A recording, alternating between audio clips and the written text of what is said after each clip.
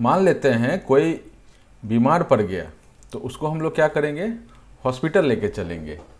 ठीक है, हॉस्पिटल लेके चलेंगे तो हम लोग कौन सा वर्ड यूज़ करते हैं, हॉस्पिटलाइजेशन। ठीक है, किसी का अगर बहुत नुकसान हो गया, उसकी भरपाई की गई हो तो हम लोग बोलते हैं कॉम्पेंसेशन। एक वर्ड आता है कोलोनाइजेशन। कोलोनाइजेशन का मतलब पता है आपको, कॉलोनी बनाते हैं ना, जैसे ब्रिटिश एम्पायर का इंडिया में कॉलोनी था, साउथ वेस्ट एशिया में कॉलोनी था, चाइना में कॉलोनी था, तो ऐसे करके बहुत सारी जगहों पर उन्हें कॉलोनी था। तो उनको उस जो टर्म यूज़ करते हैं उसमें उसमें उसको बोलते हैं हम लोग कोलोनाइजेशन। ठीक है, वहीं से एक वर्ड निकल के आता है, माने वहाँ से निकल के नहीं आता है, एक वैसा ही एक वर्ड निकल के आता है फैक्टराइजेशन। मतलब सब में कुछ ना कुछ तो हो रहा था। तो इसमें फैक्टराइजेशन में क्या होता है कि किसी चीज़ को हम फैक्टर में लेकर के जाते हैं। ठीक है, और इसी बात के साथ आज का हम लोग क्लास शुरू करते हैं। नमस्कार मित्रों, मैं हूं इनाइटेन भानु और आपका चैनल एडवर्टेक्स पे स्वागत है। मित्रों, हम लोग फैक्टराइजेशन मतलब समझ रहे थे। फैक्टराइजेशन में क्या होता है कि किसी भी नंबर को हम लोग उसको फैक्टर्स में लेके जाते हैं। बहुत सिंपल सा, आपने ये सब पढ़ा भी होगा, 7-6 लेवल पे पढ़ा होगा इन चीज़ों को। इसमें से जो पहला आता है, एक वर्ड मान लीजिए, कोई नंबर ले लेते हैं, मान लीजिए 36। तो 36 को क्या लिख सकते हैं, 6 × 6।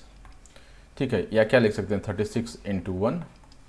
ठीक है, या क्या लिख सकते हैं 3 × 2 × 2 × 3।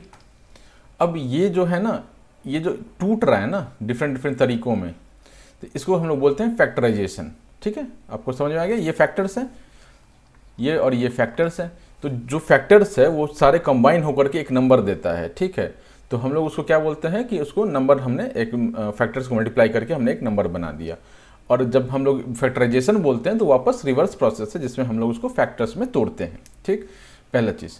तो इसमें हम क्या समझ गए क्या कि 36 जो है वो आपका 6 और 6 के फैक्टर्स में टूट गया। तो 6 क्या है, फैक्टर है, 6 क्या फैक्टर है।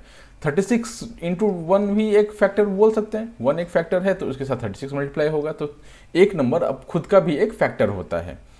जो नंबर है, मान लेते हैं नंबर 15 नंबर मान लीजिए, 15 मान लीजिए, तो 15 × 1 = 15 बोलते हैं। तो मतलब जो नंबर है वो खुद का भी एक फैक्टर है × 1 करके। ठीक है, तो 36 भी एक फैक्टर हो गया और 1 भी एक फैक्टर हो गया। ठीक है, फिर आ जाता है सबसे लोएस्ट वाला 3 2 2 3। तो ये क्या हो गया, ये भी फैक्टर्स हो गया।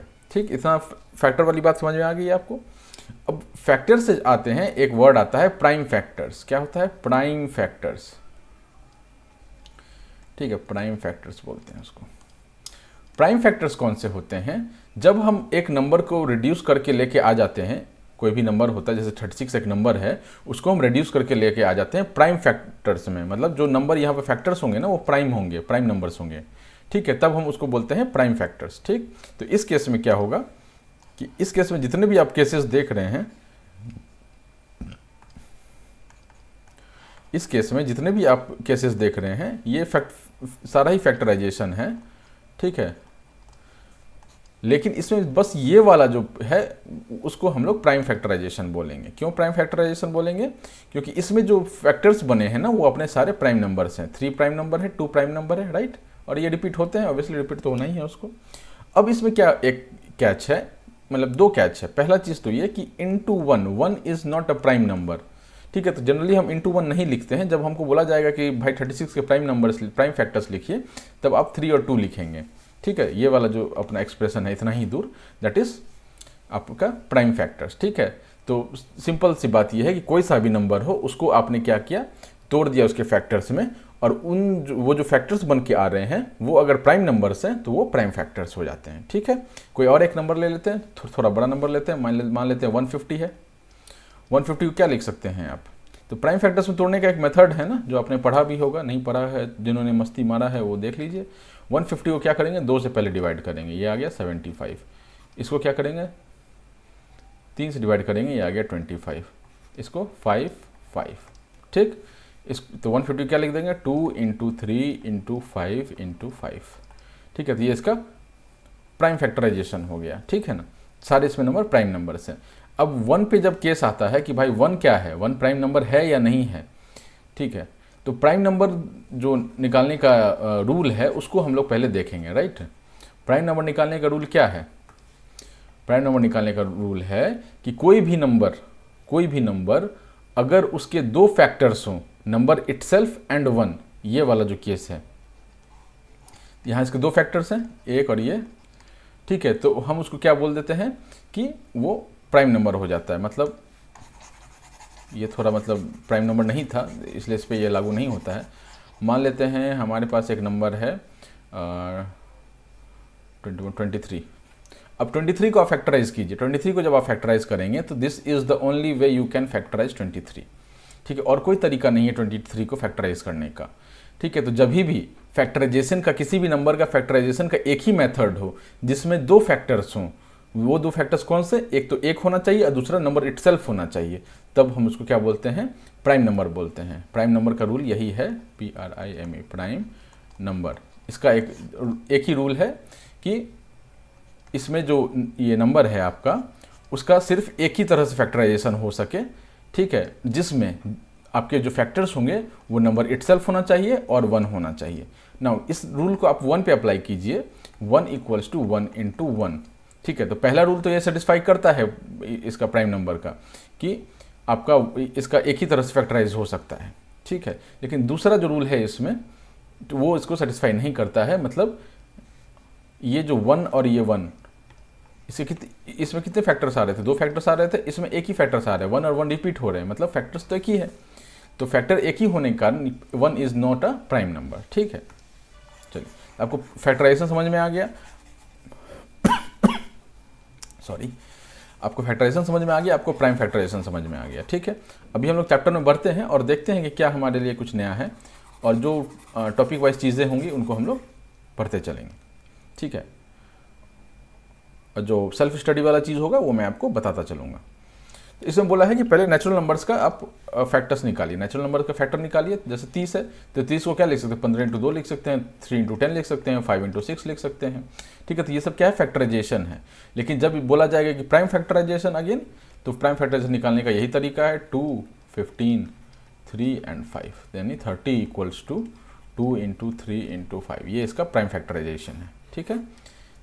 ये क्लियर है। अब आपसे पूछा जाए कि 30 के फैक्टर्स कौन कौन से हो सकते हैं या कौन कौन से हैं, 30 के कौन कौन से फैक्टर्स हैं, तो ये पूछा जाएगा। तो जितने भी पॉसिबल तरीके होंगे जिस हिसाब से आप उसको मल्टीप्लाई करके आप कॉम्बिनेशन बना के आप पहुंचा सकें उसको 30 तक, मतलब मल्टीप्लाई करके ऑब्वियसली, तो उसको हम लोग बोलते हैं कि वो उसके फैक्टर्स हैं। जैसे 30 के कौन से फैक्टर्स हैं, एक तो नंबर इटसेल्फ होगा और 1 होगा, ये तो हमेशा ही ट्रू है, ये प्राइम फैक्टर के केस में भी ट्रू है, प्राइम फैक्टर में भी यही होता है, और इस जो नॉन प्राइम नंबर्स हैं, सॉरी, प्राइम नंबर के केस में भी यही होता है और नॉन प्राइम नंबर के केस में भी यही, ये हमेशा लागू होता है, ठीक है।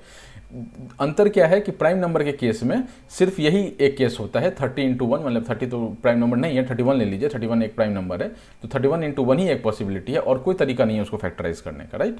तो वो प्राइम नंबर का केस हो गया। तो उसमें ये बीच में जो ये इतने सारे दिख रहे हैं ना फैक्टर्स, वैसे कोई फैक्टर्स उसमें दिखते नहीं। उसमें जो फैक्टर्स आपको पूछा जाएगा, जो ये लाइन बोला गया है, उसमें आपको क्या दिखेगा, एक तो 1 दिखेगा, दूसरा एक 30 दिखेगा, ठीक है।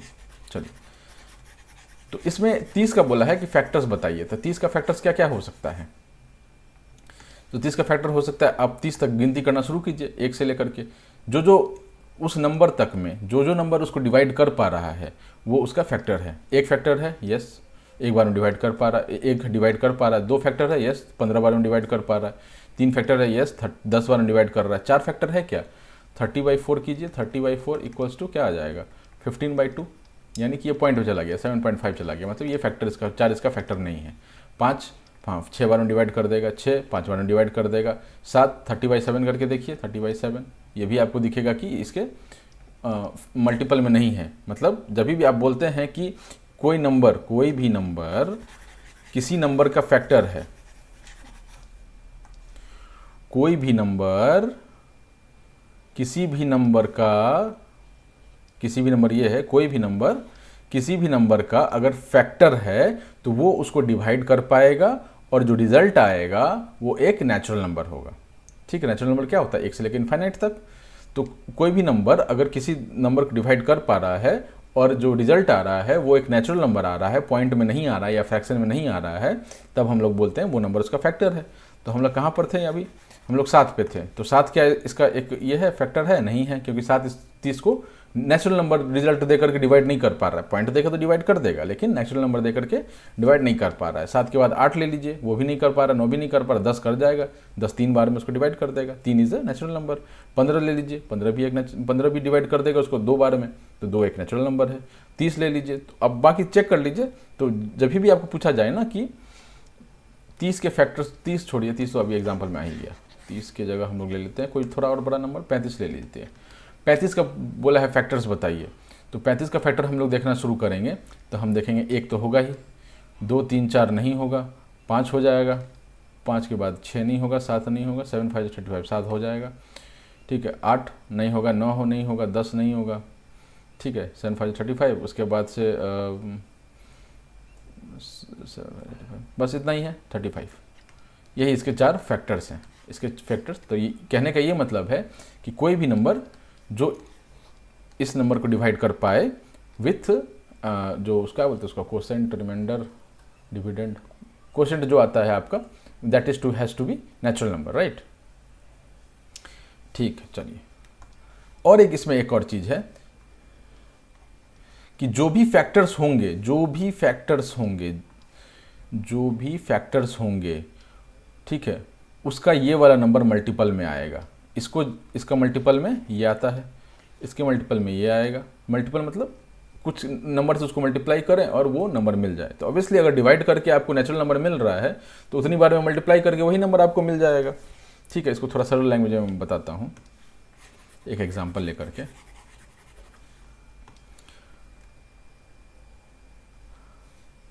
मान लेते हैं कोई नंबर है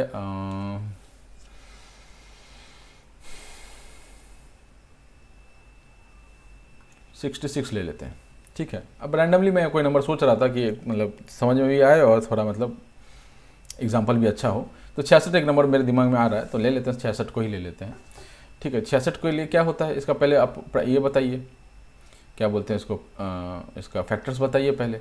तो 66 के फैक्टर्स क्या हो जाएगा, 66 को ऐसे डिवाइड करेंगे 2 33 3 11, ठीक है। तो इसके फैक्टर्स क्या क्या हो जाएंगे, तो ये जो प्राइम फैक्टर्स होंगे इसके, ये तो होंगे ही होंगे, ठीक है। तो हम क्या लिखेंगे, एक तो होता ही है, 1 और 66 तो होना ही है, ठीक है। ये फैक्टर्स निकाल रहा हूँ मैं।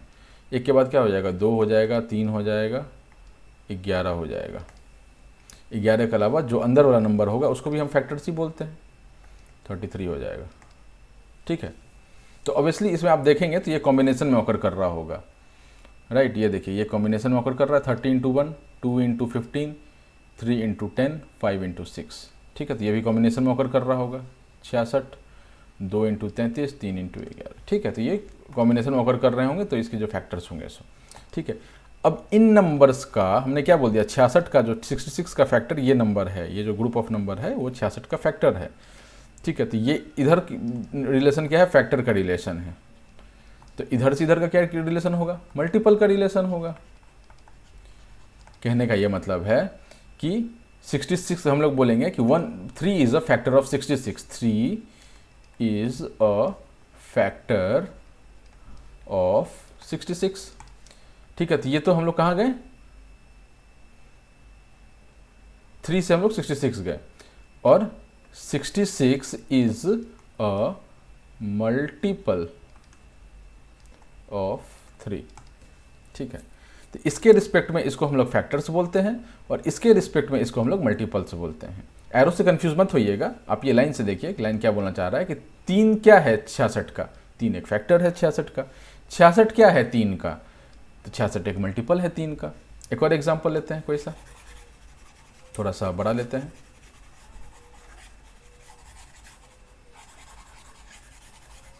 इतना भी बड़ा नहीं लेंगे कि आपको समझ नहीं आए, 128 रख लेते हैं।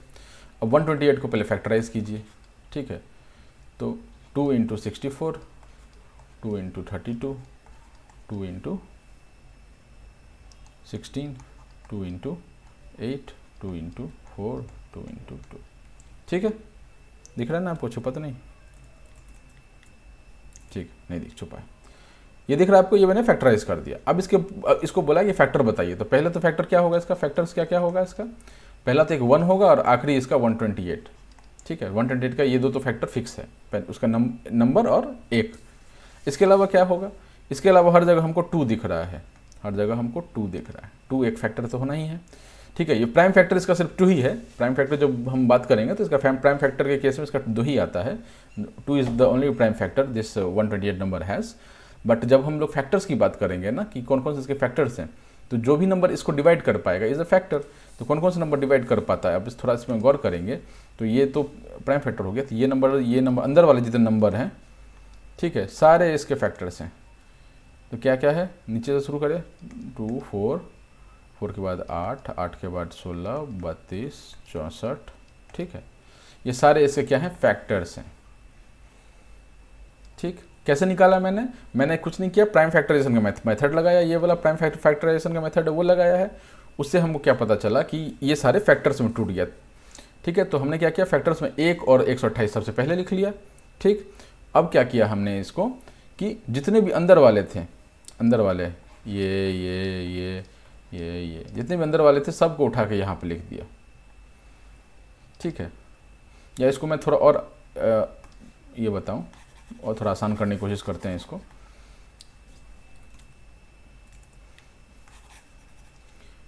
मेरे ख्याल से आपको ये प्राइम फैक्टराइजेशन का मेथड पता होगा जो मैं ये कर रहा हूँ यहाँ पे,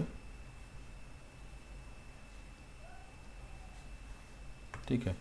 ये 64 हो गया, ये 32 हो गया, ये 16 हो गया, ये 8 हो गया, ये 4 हो गया, ये 2 हो गया। 2 1 लिख सकते हैं इसको, ठीक है। यहाँ तो इसमें कोई लिखना है, 2 1 जा 2, ठीक है। 1 2 जा 2, 2 2 जा 4, 4 2 जा 8, 8 2 जा 16, ऐसे करके। अब क्या कीजिए इसमें कि 128 का हमको फैक्टर बताना है, 128 का हमको फैक्टर बताना है, फैक्टर्स, ठीक है। तो आपको क्या करना है कि यहाँ से जो नंबर लिखा हुआ है एक से लेकर के 28 तक, ये वाले पोर्शन को आप छोड़ दीजिए, ठीक है। और ये वाला जो अंदर वाला जो पोर्शन है, अंदर वाला जो पोर्शन है, ये पूरा उठा के लिख दीजिए आप। These all are the factors. इतना आपको चेक करने की जरूरत नहीं। जब मैंने बताया ना आपको 30 छोटा नंबर था तो उसमें आप बारी बारी चेक कर सकते थे, ठीक है। लेकिन ये अगर बड़ा नंबर आ जाए तो फिर आप कितना देर तक चेक करते रहेंगे। मान लीजिए 1020 दे दिया जाए आपको, तो 1020 में आप 1000 तक थोड़ी ना चेक करते फिरेंगे, ठीक है। तो छोटे नंबर के लिए चूंकि स्टार्टिंग था तो मैंने बता दिया कि भाई एक नंबर आप चेक करते जाइए। बट अगर थोड़ा बड़ा नंबर आ जाए तो वो मेथड फेल हो जाता है, ठीक है। तो हमको उस केस में प्राइम फैक्टराइजेशन मेथड लगाना पड़ेगा और लास्ट वाला नंबर यहाँ 1 होगा और पहला वाला नंबर वो नंबर इटसेल्फ होगा। बस इसके अंदर जितना कुछ आ रहा है सारा कुछ लिख दीजिए, ठीक है। तो 1 2 4 8 16 32 64 सारे क्या हैं, इसके फैक्टर्स हैं। 68 128 के ये अंदर जो ब्लैक में हैं सारे उसके फैक्टर्स हैं, ठीक। एक सेकेंड, हाँ, सारे उसके फैक्टर्स हैं। और 128 इन सब का क्या है, मल्टीपल है। सारे जितने भी फैक्टर्स हैं उसके लिए 128 क्या है, बाप है मतलब मल्टीपल है उसका, राइट। चलिए एक और नंबर लेते हैं, कोई सा भी नंबर पकड़िए, कौन सा पकड़ें, 164 रख लेते हैं, 164। इसके आप फैक्टर्स बताइए, ज़्यादा दिमाग नहीं लगाना है। 164 का प्राइम फैक्टराइज कीजिए, 2 × 82, 2 × 41, 41 के अलावा कुछ नहीं है क्या, 41 तो फिर प्राइम नंबर हो गया, ठीक है। यहाँ पर 41 × 1, ठीक। अब क्या कीजिए, ये अंदर वाले जो सारे होंगे, ये अंदर वाले सारे ये आपके प्राइम फैक्टर्स हैं, सॉरी फैक्टर्स हैं, not prime factors. Prime factors इसके 41 और 2 ही हैं, ठीक है। 41 और 2, हाँ, इसको 2 × 41 लिख सकते हैं। तो इसके जो प्राइम फैक्टर्स का जो ये है, ये 2 और 41 इसका प्राइम फैक्टर है, ठीक है। इसके फैक्टर्स कौन कौन से होंगे, अंदर वाले होंगे। एक और एग्जांपल उठाते हैं, ये बहुत बेसिक चीज़ है, ये 7th लेवल का चीज़ है या 6, तो लेकिन आप लोग का क्या है कि दिमाग थोड़ा भी मैच्योर हुआ होगा तो ये चीज़ों को समझने में आसानी होगी आपको। और किसी नंबर को बताइए आप, 258 रख लेते हैं, 258 थोड़ा बड़ा नंबर हो गया ये, 258। इसका आप फैक्टराइजेशन कीजिए, 2 129, ठीक है। 3 4 जा 3, 3 जा 9, ठीक है। तो इसका क्या आ गया, 43 × 1, ठीक है। तो ये अंदर वाला क्या हो गया, आपके प्राइम फैक्टर्स हो गए, सॉरी फैक्टर्स हो गए, बार बार मैं प्राइम फैक्टर बोल दे रहा हूँ, सॉरी फॉर दैट, ठीक है। तो अंदर वाले सारे आपके फैक्टर्स हो गए और 258 अंदर वालों को क्या हो गया, मल्टीपल हो गया, राइट। आपको ये समझ में आ गया कि फैक्टर्स हम लोग कैसे निकालते हैं। ठीक है, चलिए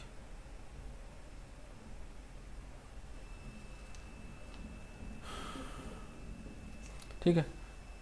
तो अब जैसे एक यहाँ पर सवाल है कि मतलब सवाल नहीं है, मतलब एक बात है कि एक होता है प्राइम फैक्टर फॉर्म। 90 के प्राइम फैक्टर्स 2, 3 और 5 ही हैं प्राइम फैक्टर्स जो नंबर आते हैं।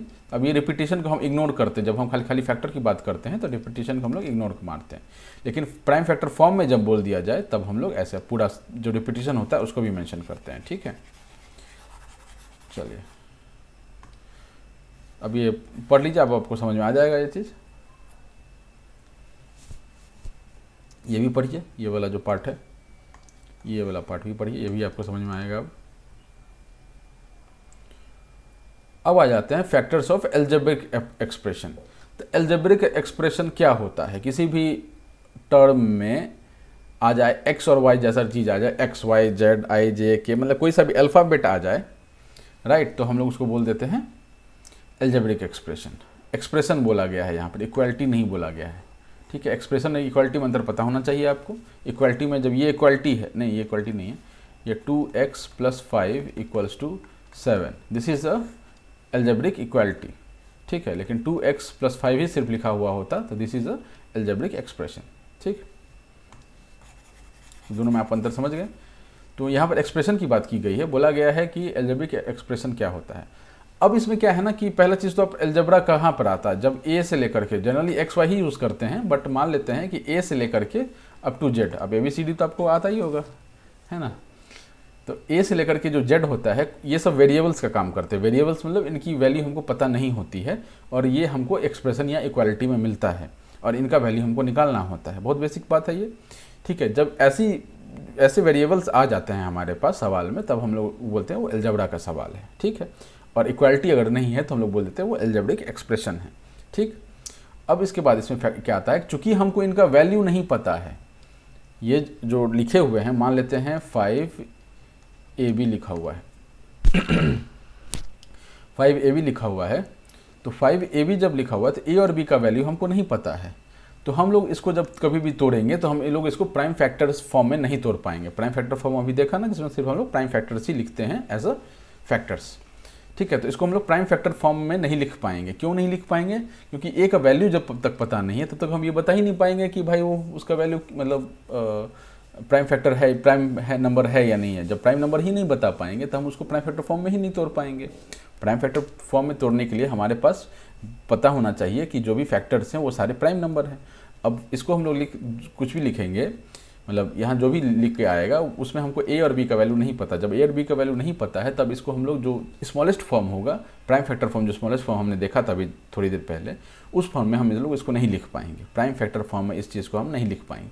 तब कुछ तो होगा जो मतलब एकदम छोटा वाला जो वैल्यू होगा उसके हिसाब से, तो उसको हम लोग बोल देते हैं इररिड्यूसिबल। ये वर्ड यहाँ पर है एक, इररिड्यूसिबल। इररिड्यूसिबल का क्या मतलब होता है कि इससे छोटा आप नहीं कर सकते हैं। ठीक है, दिस इज कह सकते हैं आपकी ये इक्विवेलेंट टू प्राइम फैक्टराइजेशन जैसा ही है।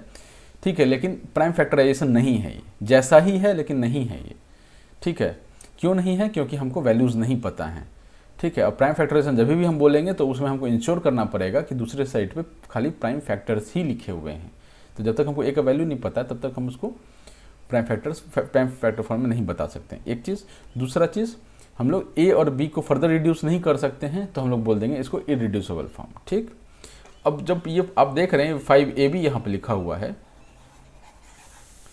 5AB यहाँ लिखा हुआ है, तो इसको हम लोग क्या दिमाग में चलता है कि यहाँ पर डॉट होगा, 5.A.B।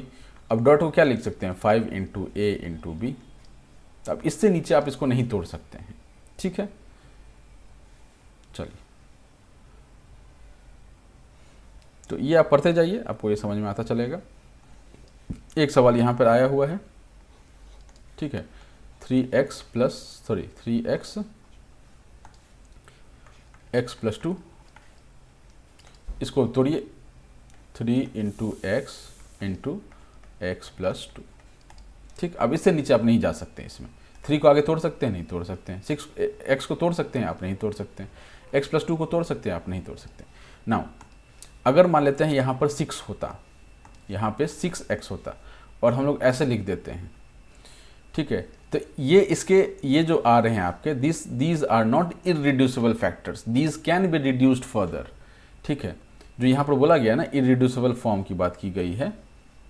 ठीक है, वर्ड इररिड्यूसिबल की जो बात की गई है, ये इसका इररिड्यूसिबल ये फॉर्म नहीं है। क्यों नहीं है इररिड्यूसिबल फॉर्म? क्योंकि 6 जो है वो फर्दर रिड्यूस हो सकता है। तो इसका इररिड्यूसिबल फॉर्म क्या हो जाएगा? तो हम लोग क्या करेंगे, 3 × 2 × x + 2। ठीक है, ये क्या हो गया हमारा? इररिड्यूसिबल फैक्टर्स हो गए। ठीक,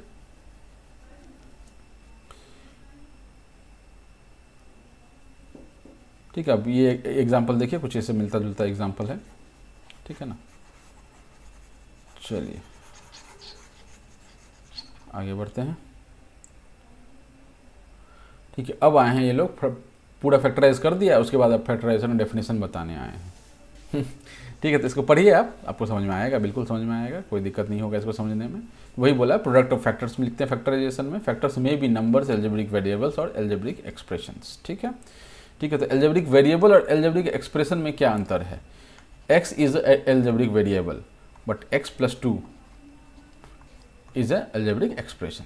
ठीक है, इन दोनों में यही अंतर है। वेरिएबल x a से लेकर के z तक जो भी हैं इंडिविजुअली जो है वो एल्जेब्रिक वेरिएबल है, और उसके साथ अगर कुछ एडिशन में आ जाता है तो उसको हम लोग एक्सप्रेशन में बोल देते हैं। ठीक, चलिए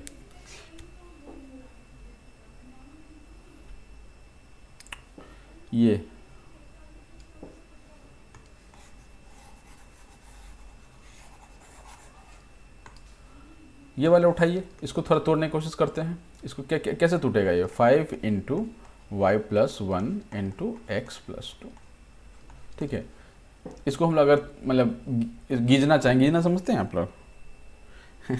गीजना जैसे मिट्टी अगर गीला गीला है उसको ऐसे ऐसे जो करते हैं ना, ज़बरदस्ती, मतलब किसी काम का नहीं है, बस ऐसे ऐसे कर रहे हैं, उसको गीजना बोलते हैं।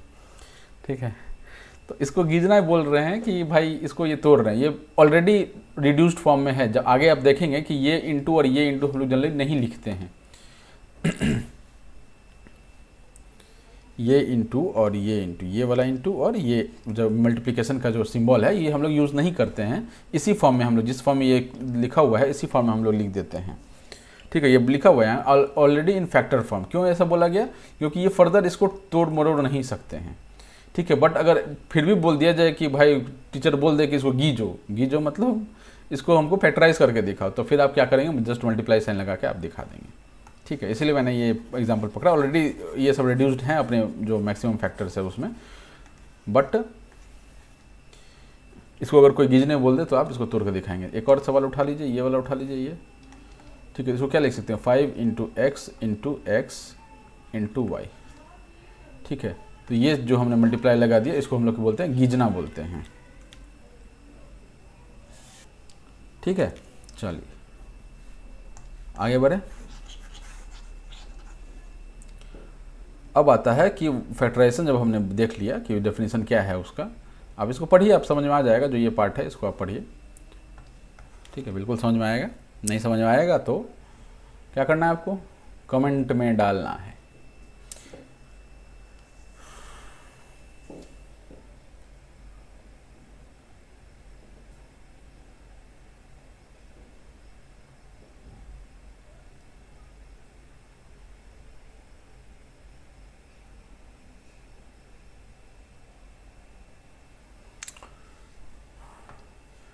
चलिए यहाँ पर आप गौर कीजिए, मैंने इसको छोटा कर दिया ताकि मैं आपको समझा सकूं। अब बोला गया ना कि फैक्टराइज, जब ये हमको बोल दिया, ये जो हमने देखा था अभी, ये ऑलरेडी अपने फैक्टर्स की, मैंने इसे और नीचे नहीं जा सकता, ये भी ये सब जा सकता है। ठीक है, यहाँ पर मैंने जो एक चीज़ बोला आपको, ये चीज़ मैंने आपको नहीं दिखाया, ये जो है इस पर अब हम लोग ध्यान देंगे कि ये जो है अपने इररिड्यूसिबल फॉर्म में अभी तक नहीं है। इसको हम लोग लेके चलेंगे, कैसे लेके चलेंगे वो देखेंगे। ठीक है, तो पहला एग्जाम्पल उठाते हैं और देखते चलते हैं। हो सकता है आपको एग्जाम्पल ना दिखे क्योंकि काफ़ी छोटा कर दिया मैंने, मेरे को दिख रहा है, मैं लिखता हूँ उसको और फिर मैं उसको एक्सप्लेन करता हूँ आपको। ठीक है, पहला इसमें क्या है? 2x + 4, ये लिखा हुआ है 2x + 4। अब आप गौर कीजिए इसमें कि क्या ये इररिड्यूसिबल फॉर्म में है? तो आप बोलें 4 देख के बोलेंगे नहीं सर इररिड्यूसिबल फॉर्म में नहीं है। इसको क्या लिख दीजिए? 2x 2 into x plus 2 into 2, ये लिख दिया। तो ये क्या कहाँ चला गया, इररिड्यूसिबल फॉर्म में चला गया।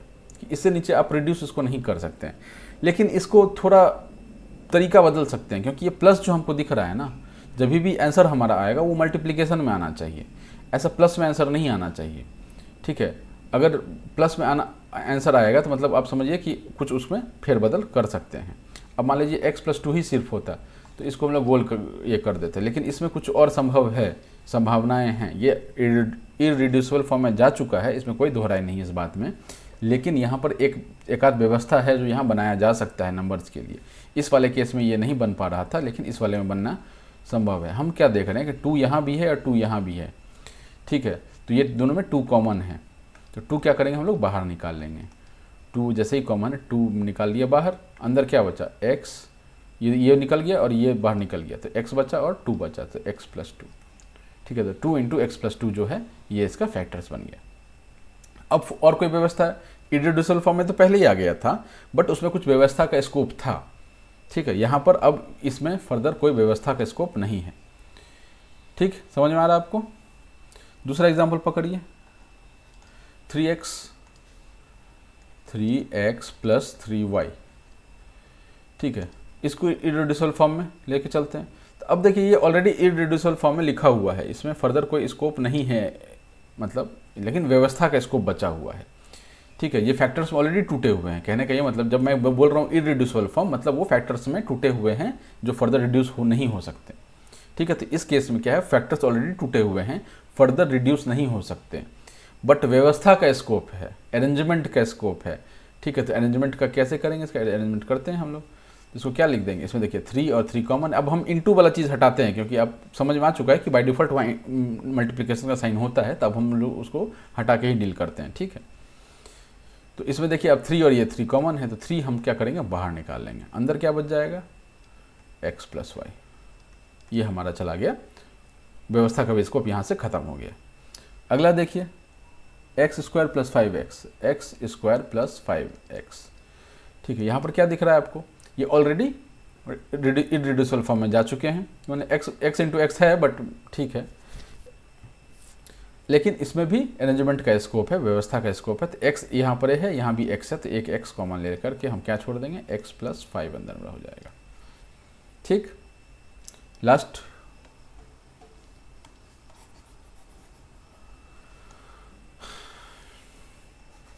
लास्ट वाला है, लेकिन उसका जो तरीका है वो थोड़ा आगे आएगा, है ना।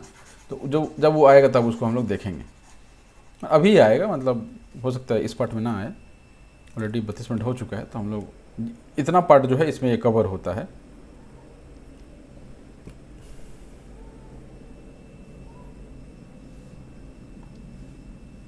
अब ये इसको गीजना बोलते हैं। ठीक है ना, ऑलरेडी ये स्मॉलेस्ट फॉर्म में, मतलब इररिड्यूसिबल फॉर्म में ऑलरेडी है ये 5xy, इसको गीजना बोलते हैं। ज़बरदस्ती का जो फैक्टराइज करना होता है ये यहाँ पर हो रहा है, मल्टीप्लाई का साइन लगा करके। ठीक है, इसको, लेकिन ये इररिड्यूसिबल फॉर्म में नहीं है, इसको और हम लोग रिड्यूस कर सकते हैं। तो इसको जब हम क्या करेंगे, रिड्यूस करेंगे, तो क्या करेंगे, इसको लिख देंगे, लिखा ही हुआ है 2 इंटू 5 इंटू एक्स लिखा हुआ है यहाँ पे। ठीक है,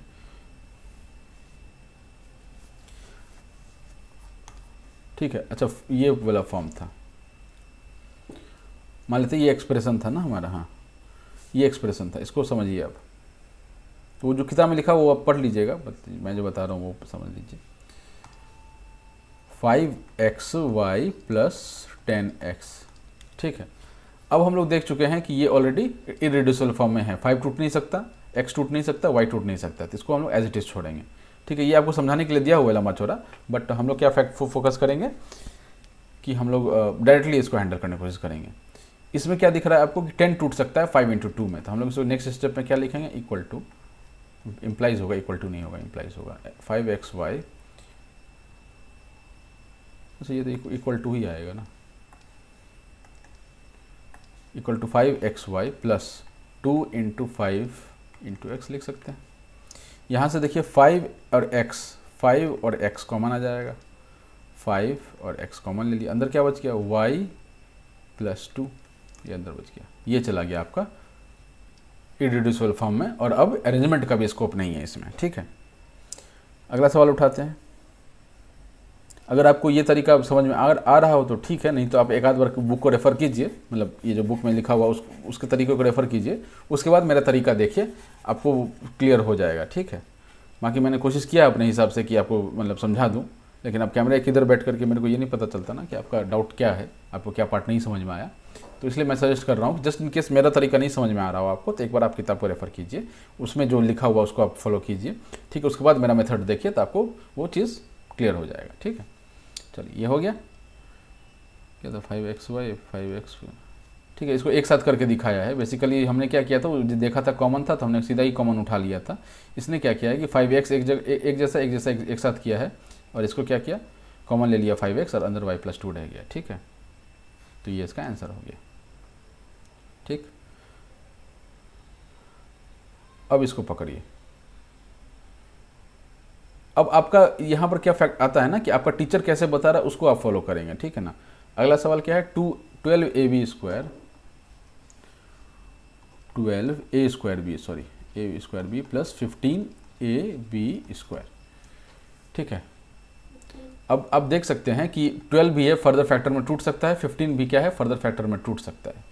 ठीक, तो आपका अगर टीचर जो है वो बोलता है कि आप अलग अलग तोड़िए, ठीक है ना, इस एक्सप्रेशन को लीजिए अलग तोड़िए, इस एक्सप्रेशन को लीजिए अलग तोड़िए, और फिर उसको कंबाइन करके दिखाइए, तो वो आप कर सकते हैं। हम क्या करते हैं कि हम अलग अलग नहीं डील करते, इसी लाइन में ही डील करते चलते हैं। तो यहाँ मैं इक्वल टू क्यों लिख रहा हूँ, क्योंकि ये इसके बराबर है। लेकिन यही अगर इक्वलिटी होता, इक्वल टू समथिंग 50 होता, तब हम इक्वल टू यहाँ नहीं लिखते, यहाँ पर हम इम्प्लाइज लिखते हैं, क्योंकि इक्वल टू ऑलरेडी है। ठीक है ना, तो यहाँ हम लोग इक्वल टू लिख सकते हैं। बाकी आपका टीचर जैसा बताता आप उसको फॉलो कीजिए। मैं जो बता रहा हूँ गलत नहीं बता रहा हूँ, बट नंबर तो उनको ही देना है। चलिए इसको तोड़ें, पहले वाले पार्ट को आप तोड़िए, पहले वाले पार्ट को तोड़ते हैं। तो 12 को क्या लिख सकते हैं, 12 को फैक्टराइज करके तो क्या होता है, 2 4 जा नहीं 2 6 जा एंड 2 3 जा। ठीक है ना, 2 × 2 × 3 × a × b तोड़ दिया हमने। दूसरे को तोड़ते हैं, 15 क्या लिख सकते हैं, 5 3 जा 15, 5 × 3 × a × b × b तोड़ दिया हमने, गीज भी दिया, तोड़ भी दिया और गीज भी दिया। ठीक है, अभी मथना बाकी है ना। अब देखिए इसमें कॉमन क्या क्या आ रहे हैं, कॉमन वाले पार्ट को अंडरलाइन करते हैं। 3 कॉमन है, 3 कॉमन है, a कॉमन है, a कॉमन है, b कॉमन है, एक b भी कॉमन है। 5 है क्या, 5 इधर नहीं है, b इधर एक है, इधर एक, इधर 2 है, इधर एक ही है। ठीक है, बस इतना ही कॉमन है। तो हम लोग क्या करेंगे, 3ab अपना कॉमन आ गया, तो 3ab को हमने बाहर निकाल लिया। अंदर क्या बचा, 2 × 2 × a, 2 × 2 × a, अंदर यही बचा, प्लस इधर में 3, ये तीनों निकाल लिया तो क्या बचा, 5 और b बचा, 5 × b। ठीक, अब ये हमारा आंसर हो चुका है। ठीक है, इसमें फर्दर इसको कुछ करने का ज़रूरत नहीं है। अगर फैक्टराइज में करके बोला है छोड़ने के लिए तो आप यहाँ पे छोड़ सकते हैं। ठीक है, लेकिन होता क्या है ना कि जब जो ब्रैकेट में होता है या यहाँ पे भी होता, तो जब हम उसको फैक्टर्स में तोड़ते हैं, इट्स लाइक कि हमको प्राइम फैक्टर्स नहीं बोला गया है, हमको फैक्टराइजेशन बोला गया है। तो हमने क्या पढ़ा था पहले कि 30 = 5 × 6 होता है, 30 × 5 × 6 होता है। ठीक है, तो इसमें हम क्या बोल रहे हैं कि 6 तो और टूट सकता है ना, लेकिन हम अगर 30 = 5 × 6 लिख रहे हैं, ये भी गलत नहीं है। तो इसी हिसाब से देखा जाए तो ये भी गलत नहीं है। ये किसके कॉरस्पॉन्डिंग है, 5 × 3 × 2।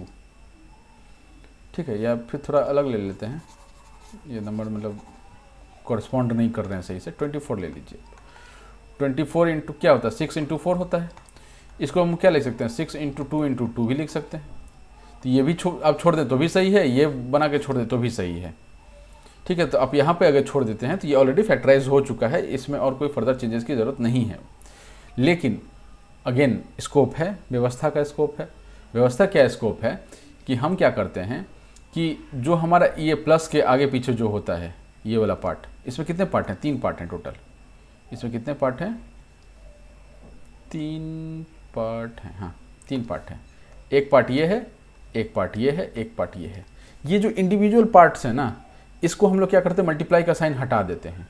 ठीक है, तो यहाँ तो हट गया सीधा सीधी, यहाँ तो कोई दिक्कत नहीं था, 5b लिख दिया, हट गया। यहाँ पे तो मल्टीप्लाई पहले ही नहीं लिखा था तो 3ab लिख दिया। ठीक है, लेकिन यहाँ पर मल्टीप्लाई हटाने के लिए ये 2 के साथ तो हटा सकते हैं, बट ये मल्टीप्लाई कैसे आप हटाएंगे? ठीक है, 2a नहीं लिख सकते, 22a हो जाएगा वो। तो इस चीज़ को मल्टीप्लाई ये हटाने के लिए हम क्या करते हैं, इसको लिख देते हैं 4a। कहने का ये मतलब है जो आपका फाइनल आंसर आएगा फैक्टराइज करके, उसमें आप मल्टीप्लिकेशन का साइन नहीं लिखेंगे, भले उसके लिए आपको मल्टीप्लाई करना पड़ जाए। ठीक है, एक और एग्जांपल लेंगे तो आपको और अच्छे से क्लियर होगा।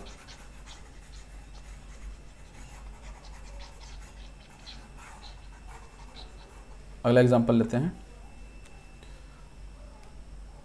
ये वाला जो है अपना 10x² minus 18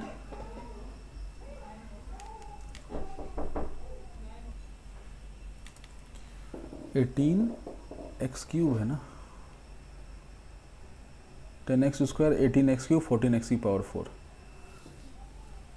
18x³ plus 14x⁴। Clear है इतना? ये दिख रहा है आपको? ये सवाल ये है। अब इसको हम लोग तोड़ना शुरू करते हैं। ठीक है, इसको पहले तोड़िए, पहला वाला पार्ट को तोड़िए। पहला वाला पार्ट क्या है अपना, 5 × 2 × x। ठीक है, x और इंटू मैंने मल्टीप्लिकेशन का जो साइन है ना, उसको थोड़ा आप मतलब केयरफुली लिखिएगा, क्योंकि कभी कभी क्या होता है ना कि वो x भी अपने को मतलब मल्टीप्लिकेशन का साइन भी अपने को x ही दिखने लग जाता है और आप कंफ्यूज होकर एक आध x बढ़ा सकते हैं। ठीक है ना, तो वो चीज़ वो काम नहीं करना है इसमें। तो इसको देखिए क्या कर रहा हूँ मैं, फिर 5 × 2 × x पहला तोड़ दिया हमने, दूसरा तोड़ते हैं 3 × 2 × 3। ठीक है, 3 9 × 18। ठीक है, इंटू x इंटू x। ठीक है, प्लस 14 7 × 2 × x। चलो छोटा कर लेते हैं इसको ना, उम्मीद आप लोगों को दिख ही रहा होगा।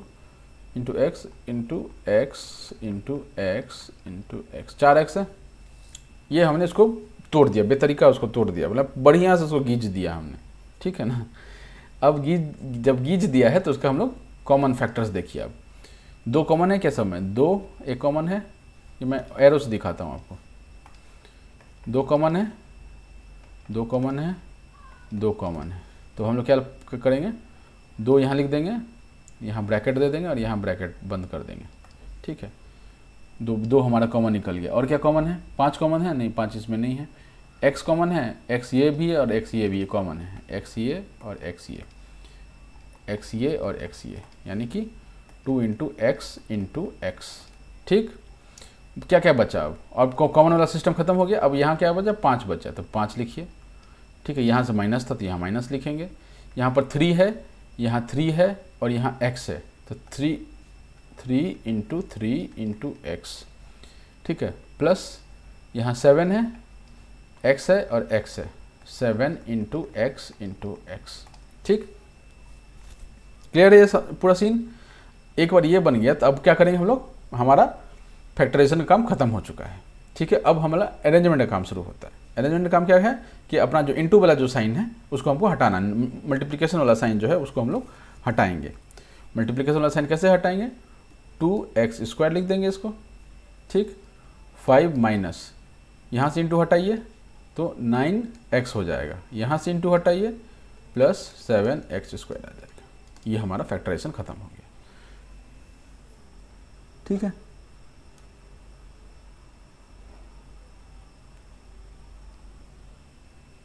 तो यहाँ पर आप इसको एंड कर सकते हैं।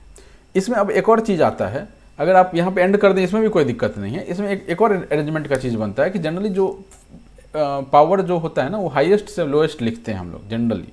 ठीक है, तो यहाँ पे आप छोड़ देंगे, वेल एंड गुड, खत्म हो चुका है ये सवाल। ठीक है, ये वाला सवाल यहाँ पे खत्म हो चुका है। लेकिन इसमें एक स्कोप और है अरेंजमेंट का, ना भी करे तो भी चलेगा, बट कर दे तो बेहतर है कि जो एक्स का जो पावर होता है ना वो आगे साइड मैंने लेफ्ट साइड पे लिखते हैं। ठीक है, और डिक्रीजिंग ऑर्डर में लिखते हैं। जैसे ऐसा है ना, x³ plus x² plus x, ऐसा लिखा हुआ है, हम लोग ऐसा ही लिखते हैं। हम लोग कैसा नहीं लिखते हैं, x plus x² plus x³, ऐसा हम लोग नहीं लिखते हैं। गलत नहीं है, ये भी लिखते नहीं है ऐसा, बस ये मान लो पैटर्न ऐसा फॉलो नहीं करते हैं, ठीक है ना। तो इस केस में क्या होगा, इसमें हमारे पास एक अरेंजमेंट का और स्कोप है, 2x² एज इट इज़ होगा क्योंकि ये तो बाहर है, इसमें कुछ भी नहीं है, ठीक है। दूसरा एक टर्म तो ये हो गया, दूसरा टर्म अपना ये हो गया। इसमें 7x² को आगे कर दीजिए, 7x² - 9x + 5, ठीक है, ये अपना आंसर हो गया, ठीक है। यहाँ भी छोड़ देंगे, गलत नहीं है, ये वाला कर देंगे तो परफेक्ट, ठीक। इसके साथ हम लोग अभी के लेक्चर ख़त्म करते हैं। हम लोग ट्राइड दिस पर, अब इसके बाद आप लोग इसको प्रैक्टिस कीजिए, ये वाले पार्ट को प्रैक्टिस कीजिए, ठीक है, तीनों सवाल को। नेक्स्ट में आते हैं तो हम लोग इसको आगे बढ़ाते हैं फिर, ठीक है। अभी काफ़ी टाइम हो चुका है, चलिए टाटा।